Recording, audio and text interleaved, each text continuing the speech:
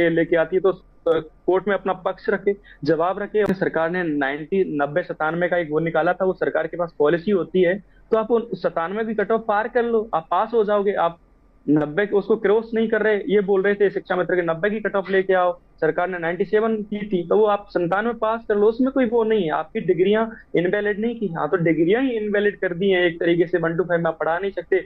जैसे as like मैं 2019 में डीएलएड कर रहा था खुद, तो मैं मेरे साथी ने बताया कि भारत सरकार का राजपत्र आ गया है, आप डीएलएड ना करके आप बीएड कर लो, तो आप 1 to 5 6 to 8 9 to 10 में पढ़ा सकते हैं। और आप पीजी कर लोगे 2 साल की, तो आप 11 12 में भी पढ़ा सकते हो। तो इसमें मेरा क्या दोष है इसमें?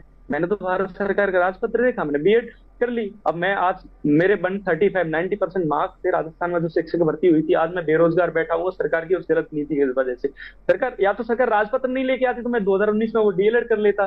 फिर सरकार क्यों लेके आई थी? हमारे एक युवा के जो गोल्डन टाइम होता है, जो 5 साल, जो टीन एज के बाद में जो 18 से 25 साल की उम्र होती है, वो एकदम गोल्डन एज होती है। उसमें अगर एक दिन भी एक अ, बर्बाद जाता है तो बहुत अजीब सा, मुश्किल सा होता है कि एक दिन मेरा बर्बाद हो गया। तो एक 5 साल चले जाए तो कितना ऐसा लगता है कि जिंदगी मेरी खराबी होगी। फिर इससे मन में विचार आते हैं बेरोजगार कि मैं सुसाइड कर लूं, ये कर लूं, ऐसे विचार आते हैं। क्योंकि लाइफ का जो बनाने का समय होता है वो यही होता है। यही समय बर्बादी में चला जाए ऐसी सरकार की उलूल जुलूल नीतियों में, तो फिर किसको क्या जवाब देगा?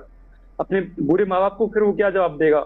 सरकार इस तरह की नीतियां ही ऐसी लेके आती है कि मतलब शिक्षा मित्र पहले तो सरकार लगाती क्यों है शिक्षा मित्र? या तो उसको पहले ही परमानेंट टीचर लगाने चाहिए सरकार को, या सरकार कम सैलरी। नमस्कार साथियों, वीडियो आप सभी शिक्षा मित्र साथियों के लिए बेहद ही महत्वपूर्ण होने वाली है। दरअसल आज की ये खबर आप सभी के अस्थायीकरण को लेकर व रिसेंट में मिलने वाले मानदेय को लेकर है। दरअसल कब तक मानदेय आपका आने वाला है और मानदेय के साथ साथ अगर हम बात करें अस्थायीकरण की क्या चर्चाएं हैं सरकार में, इन सारी बातों के ऊपर इस वीडियो में चर्चा करेंगे। सभी साथियों से एक रिक्वेस्ट है, वीडियो को आप पूरा देखें। चैनल को अभी तक आपने सब्सक्राइब नहीं किया है, सब्सक्राइब भी कर लें। अब चलते हैं अपडेट पर। के चक्कर में वैसे अस्थायी शिक्षा मित्र लगा लेती है 10,000 की सैलरी में, तो फिर उनको बाद में हटाती है, करती है, बहुत सारी परेशानी आती है, फिर उनको बाद में हटा देते हैं। और मैं देखता हूँ कि जो सरकारी स्कूल है उनकी हालत क्या है। एक तरफ तुम बहुत कम स्कूल है केबीएस, केंद्रीय शिक्षा मंत्रालय से चलते हैं, वो एक डिस्ट्रिक्ट हेडक्वार्टर पे एक स्कूल होता है।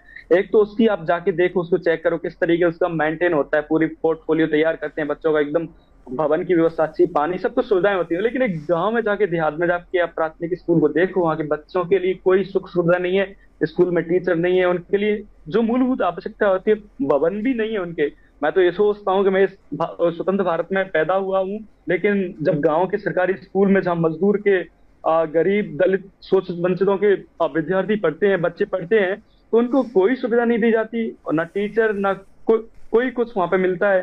तो कैसे देश का विकास होगा? कैसे ये तो फिर सरकारी की एक तरह की नीति नीति हो गई कि हम आपको आगे भी मजदूर बनाना चाहते हैं। जब तक शिक्षा का विकास नहीं होगा तो देश में मजदूर ही पैदा होंगे, ना कि कोई और।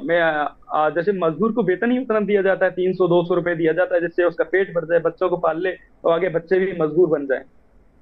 तो जी देवेश, एक चीज मुझे तो जानना नहीं चाहूंगी लगता मैं कि कि जी जी जी बात सरकार पूरी की करें। जो नीतियां हैं वो धरातल पे आती हैं। सरकार को, मैंने आज तक देश में किसी विपक्ष को, सत्ता पक्ष को ये नहीं देखा कि जो बेसिक नीड होती है, जो प्राथमिक शिक्षा होती है, वो देश में इतनी मजबूत होनी चाहिए, इस तरीके से शिक्षा दी जानी चाहिए कि जब बच्चा प्राथमिक शिक्षा को पार करे ना, खुद ही बोले कि मैं हर चीज में परफेक्ट हूँ। ऐसी शिक्षा व्यवस्था सरकार को करनी चाहिए। जब तक शिक्षा नहीं होगी तो आप कितने भी फ्री के जो स्कीम्स हैं, ये अनाज है, कुछ भी दे लो, विकास जो देश का नहीं होगा। जब तक शिक्षा मूलभूत आवश्यकता की पूर्ति नहीं होगी तो कुछ नहीं हो सकता। ये सरकार को तय करना होगा और जनता को तय करना होगा। चुनावी माहौल है कि हम किसको वोट दें, या तो जो हमें फ्री की आदत लगा रहा है उनको वोट दें, या फिर जो हमारे विकास में सहायक है। हम अपने जो जनप्रतिनिधि हैं, लोकतंत्र में जन भागीदारी होती है। डॉक्टर अंबेडकर ने इस बारे में हमें बताया है कि जन भागीदारी, महात्मा गांधी ने भी सपने थे कि लोकतंत्र में जन भागीदारी जरूरी है। हमारे प्रतिनिधि आए, हमसे पूछे कि हमारे बच्चों के लिए तूने क्या किया है, शिक्षा के लिए क्या किया है। ये हमारा सवाल बनता है और उनसे पूछना चाहिए कि हम, हमारी शिक्षा के लिए क्या है। जब तक शिक्षा, प्रमुख मांग यही है कि एनसीटी या तो द्वारा से नियम लेके आए 28 जून 2018 से, वो लागू हो जो प्राथमिक शिक्षक भर्ती वाला है, या फिर सरकार वहां सुप्रीम कोर्ट में अपना हलफनामा दायर करे कि इन बच्चों की कोई गलती नहीं है, अधिकारियों की मिसअंडरस्टैंड की वजह से इस नियम में एक्सपर्ट कमेटी नहीं बैठा पाई है, और अगर एक्सपर्ट कमेटी है तो वो अपना जवाब दे सरकार वहां पे। और जिन्होंने 2018 से 23 के बीच में, जब से गजट आया है 28 जून 2018